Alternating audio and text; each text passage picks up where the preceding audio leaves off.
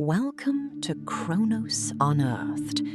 What if I told you that the legendary battle for Westeros isn't just dark fantasy fiction? It's a precise, brutal mirror image of our own reality. George R.R. Martin didn't create the blood feud between Stark and Lannister. He based it entirely on the Wars of the Roses, a real series of savage civil wars between the houses of York and Lancaster. House York is the direct blueprint for House Stark.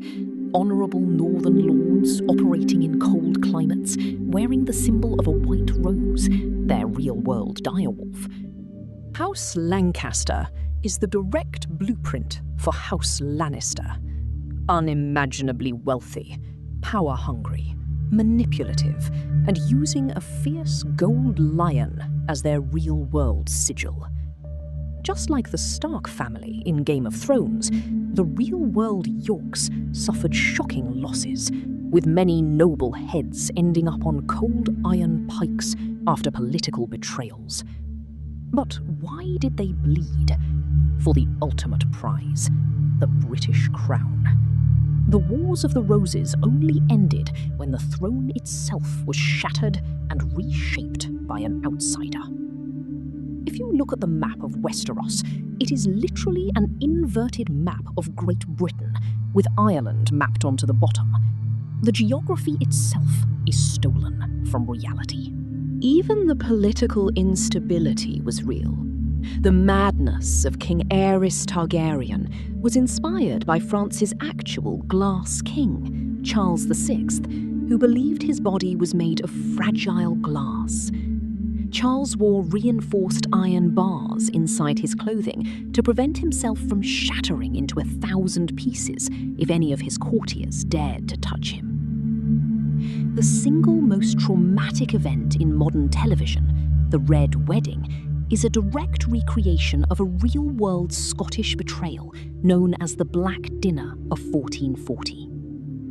Just like Robb Stark, the young Earl of Douglas was invited to a feast of reconciliation by his king, only to see a black bull's head placed on the table, the ancient Scottish symbol of death. The doors were barred, the music stopped, and a dark melody began to play. It was the real-life equivalent of the Rains of Castamere echoing through the hall. But George R.R. Martin didn't stop there. He also blended this with the massacre of Glencoe, where Campbell's soldiers murdered their hosts, the MacDonalds, in their sleep.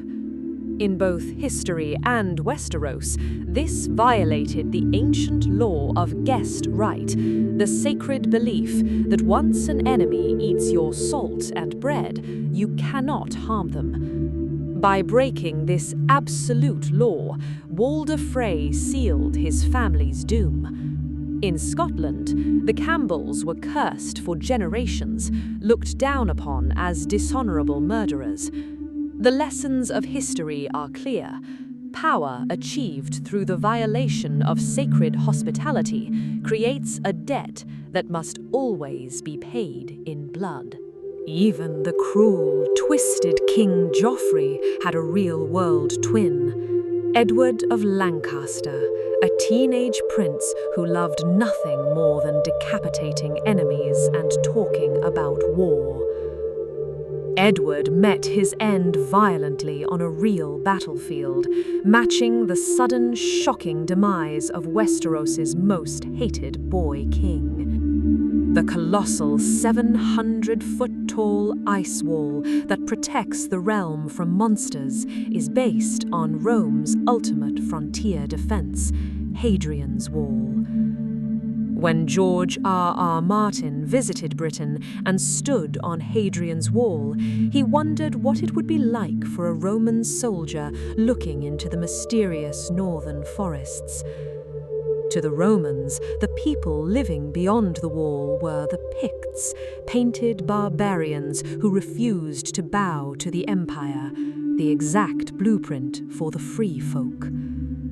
The Night's Watch, men who give up their names, lands, and families to guard the realm, closely match the monastic military orders like the Knights Templar. Just like the Black Brothers of Castle Black, the Templars took strict vows of poverty, chastity, and obedience, dedicating their entire lives to holding the border. But over centuries, both the Romans and the people of Westeros forgot the true purpose of the Wall. They began to believe the monsters beyond were just myths. In our world, the memory of an endless winter survives in the scientific records of the Younger Dryas, a sudden 1,000-year global freeze that nearly reset humanity. Europe became a barren, ice-covered wasteland. To the primitive humans surviving it, the winter must have felt alive, driven by malevolent frozen forces.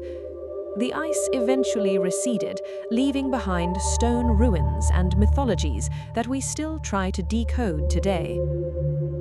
Aegon Targaryen's conquest of the Seven Kingdoms is a fantasy duplicate of William the Conqueror's Norman invasion of England in 1066. Like Aegon crossing the Narrow Sea, William crossed the English Channel from Normandy, bringing an entirely new noble class, language, and military system. To force submission, Aegon melted the weapons of his defeated enemies with dragon fire, constructing the legendary seat of absolute control, the Iron Throne. William didn't have dragons, but he had bureaucracy. He created the Doomsday Book, a complete, terrifying inventory of every piece of property in England to tax it completely. To maintain control over their massive empires, both the Targaryens and real-world European royal houses engaged in heavy inbreeding with catastrophic results. The real-world House of Habsburg inbred so extensively to protect their wealth that their jawlines deformed and their minds disintegrated, collapsing their empire from within. As the saying goes in Westeros, whenever a Targaryen is born, the gods flip a coin. History proves that the price of keeping power pure is often total madness.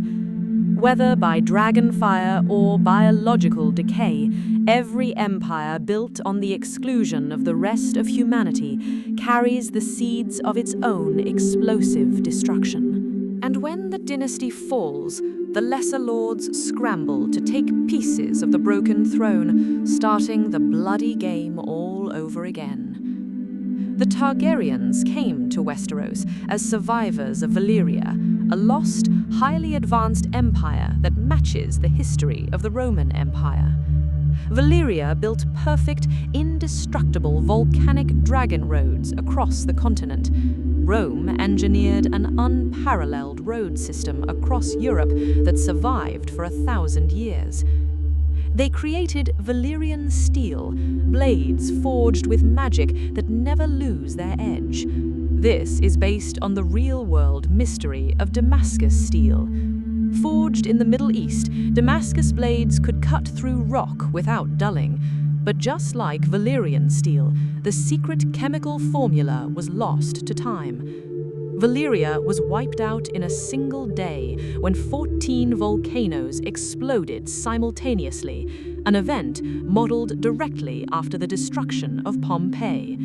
When Valyria fell, magic left the world. When Rome collapsed, the secret of making concrete, complex aqueducts, and high-quality steel vanished from Europe, plunging it into the Dark Ages.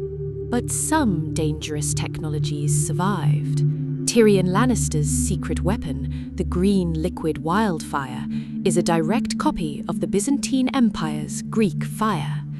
Invented in the 7th century, Greek fire was a pressurized chemical liquid launched from bronze tubes that could burn directly on top of ocean water, destroying entire enemy fleets. The recipe for Greek fire was such a heavily protected state secret that anyone who spoke of it was executed. When the empire fell, the formula died with them. In the free city of Braavos, the faceless men operate out of the House of Black and White, acting as the world's most terrifyingly accurate religious assassins. This cult of death is an exact replica of the historical Order of Assassins, a medieval secret society founded in the mountains of Persia and Syria. Led by the mysterious Old Man of the Mountain, these real assassins didn't use armies, they used absolute stealth, blending into royal courts as servants or monks for years. Just like Jaqen H'ghar demanding a life for a life, the real assassins operated on a strict psychological code, killing only target individuals to prevent open warfare. The simple iron coin given to Arya Stark represents membership in an elite network that operated completely beyond the borders of kings and laws.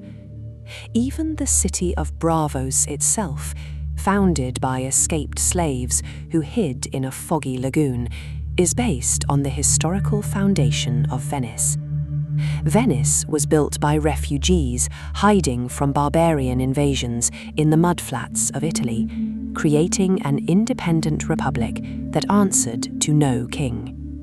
The Iron Bank of Braavos, which controls the fates of kings through debt, is a carbon copy of the powerful Medici Bank of Renaissance Italy. If a king refused to pay the Iron Bank, they simply funded his rival. The Medicis operated the exact same way, controlling European politics with gold rather than iron. But fantasy introduces one element history cannot explain: the return of dragons under the alignment of a bleeding red comet. Yet, if we look down at our own planet, at anomalies like the Eye of the Sahara, we find structures that match the grand concentric design of ancient lost empires. Game of Thrones shows us that history is not a straight line. It is a wheel. The same political greed and environmental resets happen over and over again. The real-world wars of the Roses, the volcanic destructions, and the climate collapses prove that the scripts of fiction are just memories we forgot to record properly. The Iron Throne may be a myth, but the game of power is entirely real. Thank you for watching Kronos Unearthed. Subscribe to unlock the true history hidden behind modern lore. What historical mystery should we unearth next? Leave your thoughts in the comments below. Winter is always coming.